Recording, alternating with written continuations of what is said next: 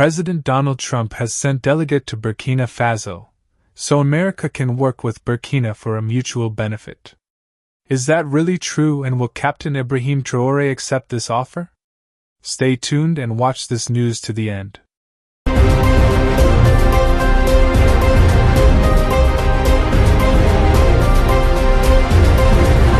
Africa Connect News is your #1 news.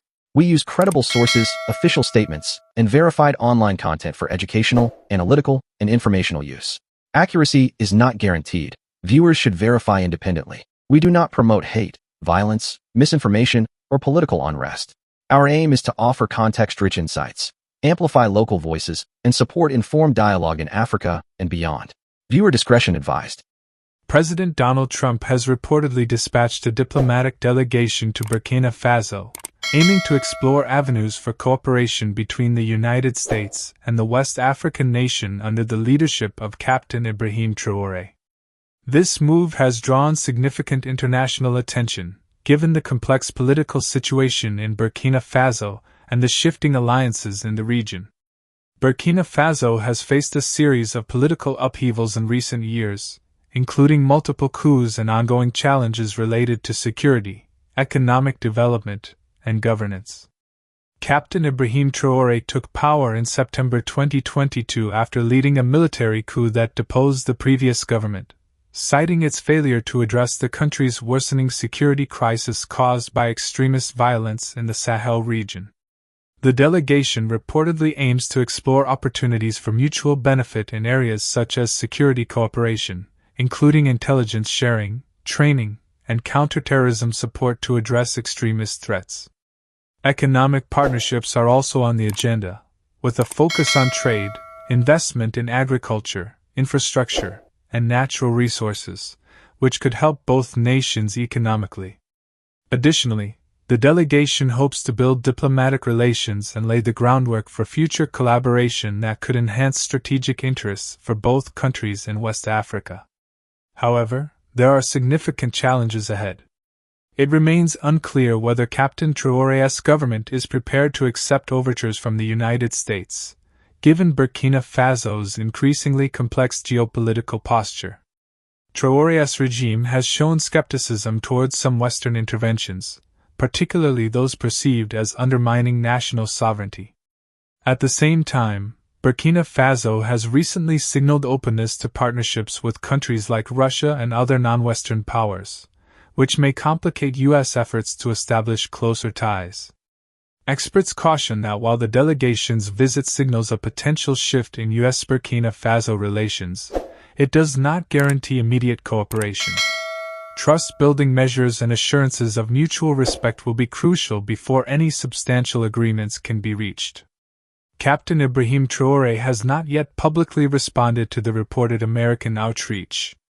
Given his government's stated priorities of strengthening national security and fostering economic self-reliance, any potential partnership would likely depend on the United States demonstrating respect for Burkina Faso's sovereignty and development goals. As the situation unfolds, all eyes are on Ouagadougou and Washington. Whether Captain Ibrahim Traoré will accept the delegation's offer or choose to pursue alternative alliances remains to be seen. Further developments are expected in the coming days and weeks as diplomatic discussions continue.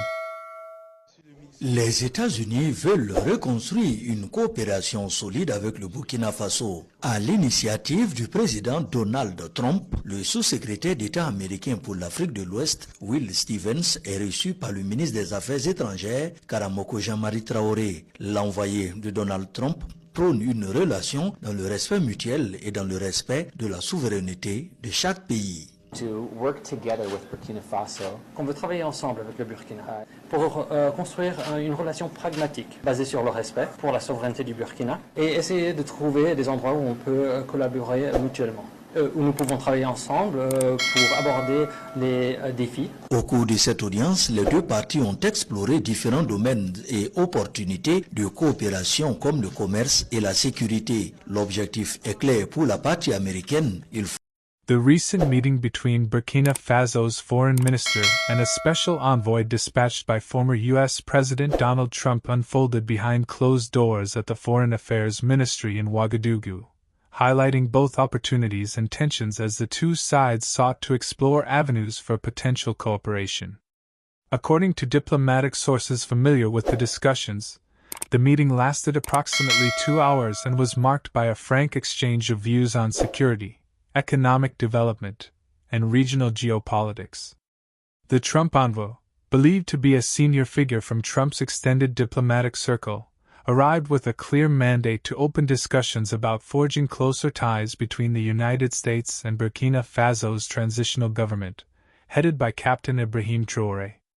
The envoy emphasized the importance of a collaborative approach to addressing the growing threat of extremist violence in the Sahel region, offering potential support in the form of intelligence sharing, counterterrorism training, and logistical aid to the Burkinabe armed forces. In response, Burkina Faso's foreign minister reportedly welcomed the offer in principle but underscored the importance of respecting Burkina Faso's sovereignty and the government's priorities. The minister made it clear that any partnership would have to align with the country's commitment to self-reliance and its cautious stance on foreign military involvement. Sources say he stressed that past interventions by Western nations had sometimes undermined local solutions and fueled anti-Western sentiments. Economic cooperation also featured prominently in the discussions. The Trump envoy proposed increased trade and investment opportunities, highlighting American interest in Burkina Faso's agricultural potential, mineral resources, and renewable energy initiatives. The envoy suggested that a joint working group be established to identify key sectors where American businesses could invest while contributing to job creation and sustainable development.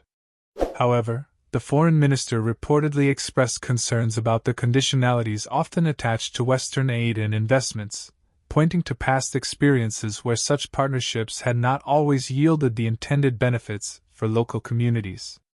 He emphasized that Burkina Faso is open to partnerships that genuinely foster economic growth without imposing political agendas. A third area of discussion was regional stability and Burkina Faso's evolving relations with other international players, including Russia, China, and neighboring West African states. The Trump envoy expressed caution about deepening ties with countries that might undermine democratic values or challenge U.S. strategic interests in the region.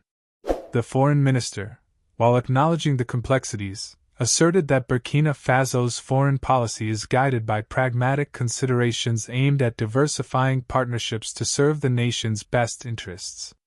At the conclusion of the meeting, both parties agreed to continue dialogue in the coming weeks, with a view to exploring concrete areas of cooperation that could benefit both nations. No formal agreements were signed, but officials on both sides described the atmosphere as constructive and respectful, though analysts caution that significant hurdles remain before any meaningful partnership can be forged. Observers note that Captain Ibrahim Traoré's government is still consolidating power amid domestic and regional challenges, and any decision on formalizing ties with the United States will likely depend on how Washington, or in this case, Trump's team, navigates Burkina Faso's concerns about sovereignty, economic justice, and regional politics. For now, the ball is in Ouagadougou's court as the government weighs its options in a shifting geopolitical landscape, leaving the world to watch closely whether this unexpected diplomatic overture will bear fruit. That's all for now on Africa Connect News. Thank you for staying informed with us. For more updates, context-rich insights, and authentic African perspectives, don't forget to like, follow, and subscribe.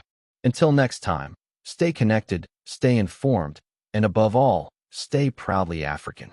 This is Africa Connect News.